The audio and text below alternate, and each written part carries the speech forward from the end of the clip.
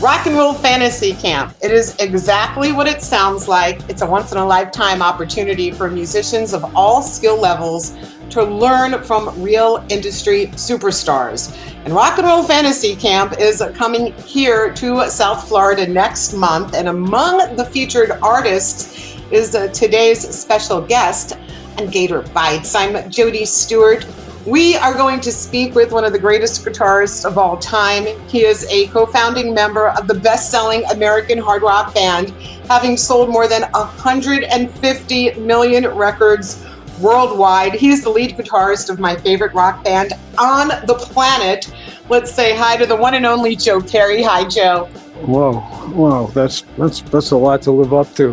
Was that a lot? Because I left out the Grammys and the American Music Awards and everything else. Wow. Well, anyway, thank you. It's great to hear that, and it's great to be reminded. Like I said, what I do. I've been in the last couple of years kind of been tripping over my guitars, going, "Oh yeah, that's what I do." But it's been.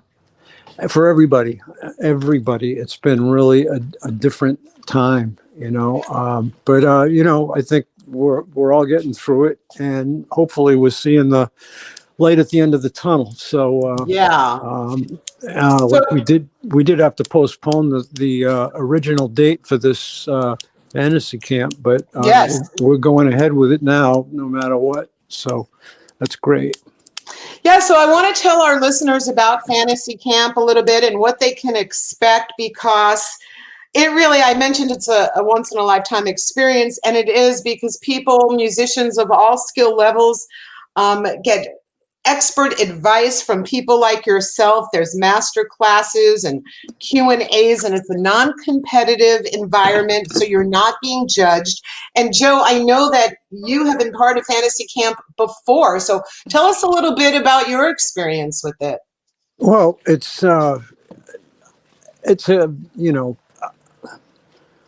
that's a big question. I mean, when I did the first one I didn't know really what to expect. They were kind of first starting to do them, and, like kind of getting the format down. And I think the point was to try and make it not be a big meet and greet. I mean, certainly there's a certain part of that, Sure. But everybody it's gotten to, I think everybody kind of like realizes they can let their hair down. There's, like you said, it's not like a competition or judgmental, anything like that. It's really just it's like the next step from what, like doing a guitar lesson, like online, Skyping, you know what I mean? Except you're in the same room and you get to be in the same place as other musicians. So it's still one thing that is they can't take away from with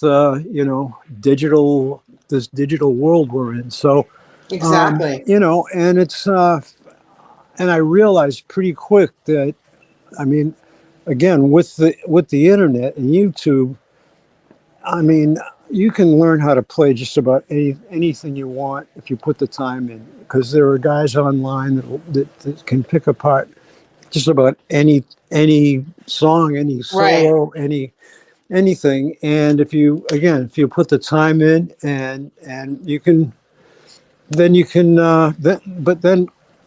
you still have to take it from there. I mean, some people, that's enough. They just want to be able to play the sit around the campfire songs, or other people want to like get better for their band, whatever. So at that point, over the last few that I've done, it's definitely gotten a more relaxed vibe about it. People feel less, competitive, or, again, that meet and greet thing has become, I mean, it's inevitable, but I just have to put myself in somebody else, in their shoes, as, if I had a chance to do this back whenever, with, some of the guitar players that I've Well, But it's funny. I've been influenced by, I know I have to feel a little nervous about it at first, Right. but then, we get it very often. It just that falls away pretty quick, and then it gets down to like, you know, what do you want? Let's play together, And I learn a lot. That's one of the things I like doing these is I learn a lot from the cats coming in and hearing what they have to play and what they're listening to.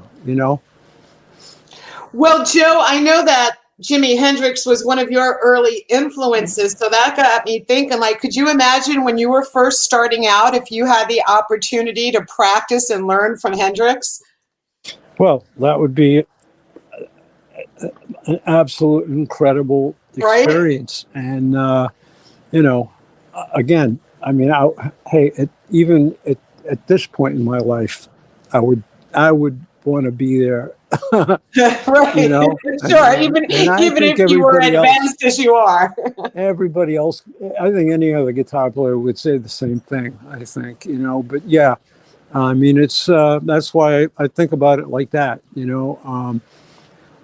back when, way back when, being able to sit down with Peter Green or one of, some of the greats and Mhm. talk. So I know one time, one of my favorite guitar players that I've always admired is Ry Cooder, and Mhm. uh, he's played. Mainly a session guy. Played on a lot of Stones records, done a lot of soundtrack stuff, Right. and for my birthday, I asked my wife Billy, Right. I'd like to have a guitar lesson from Ry Cooder, like just like shooting for the moon here, Yeah. you know. And when we were in LA, I walked in the dressing room, and there's Ry Cooder, and I was like, it took me like a little while to get over it, Yeah. with the meet and greet part, and then we just sat and kind of talked and did kind of, I watched him play some stuff, and it wasn't like a lesson. It wasn't like, but it was just watching him play and, just talking about different techniques and, string gauges, that kind of thing. And, it was as close as I can get to that same experience, Sure. that, And for our this listeners is. that are considering fantasy camp, they get to rehearse, but I did want to mention that at the end of the 4 days of camp, people will get to perform at the Seminole Hard Rock Hotel and Casino, which is a pretty big deal. Right. Well, it's kind of like everybody gets to let loose, and hopefully after the first part, everybody's loose enough that they feel like again, it's not a competition because, listen, there are guys that have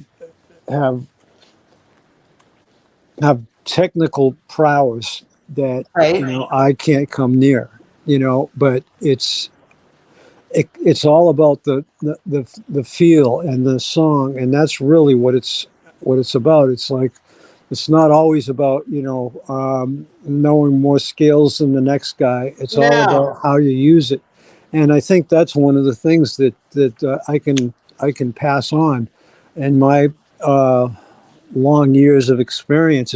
It's like once you get over a certain amount of knowing how to mix the paint, it's like how to put the paint onto the canvas, and Right. sometimes it's not all about using every color there is, and I think that's what probably the biggest thing I can pass on. But the only way I can really do it is to sit in a room with somebody and play stuff and show them and ask them, tell them how I got there, and then I hear people that they know a lot of technique, and it's Right. and also it's great again, hearing what especially the younger guys what they're listening to and what what music inspires them. So it's I get a lot more from it than you would expect. Well, I know that, everyone who goes will be offered tips and tricks and a professional recording studio. There's customized programs. And I also was going to say that after the big jam session, but there's also a junior rockers program for kids that are 10 to 16. That's the final night jam. And I just think for any parents that might be listening who have kids that are aspiring, I mean, what an opportunity for a 10 to 16-year-old to just be around real professionals in the business. And I know this one coming here to South Florida along with you, it's Tico Torres from Bon Jovi and Vernon Reid of Living Color. Wow. Well, there's a lot of talent there, I'll tell you. Right? Yeah, I mean, both of those guys I've been, I've never had a chance to really sit down and play with, but, those guys are, They're the real deal. Yeah, they're in the A-list for sure. Let's talk about Aerosmith, Joe, because you were saying that, obviously you guys have been off the road for a while. Mostly everyone was. The whole world shut down, especially the concert industry. Aerosmith had a big 50th anniversary show planned, right? Yeah. Yep. And that got put on hold at Fenway. And I'm just curious as to, can you tell us anything about when we might be able to come see Aerosmith live again? Well, yeah, we've had to as this thing has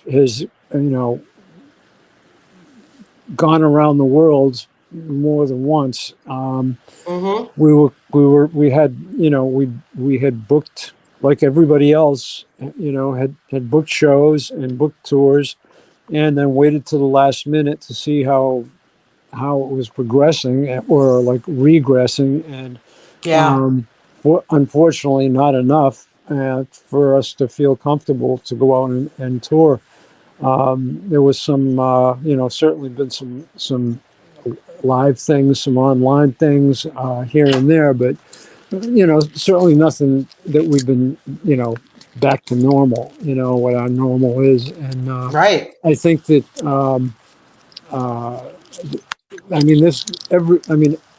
I have a list of everybody that's out on the road and plans to be on the road over the next from here on out. I know Alice Cooper's on the road, and he just announced he's not doing meet and greets again. And and of course you were with the Hollywood Vampires as well. I don't want to not mention that because what a kick-ass band.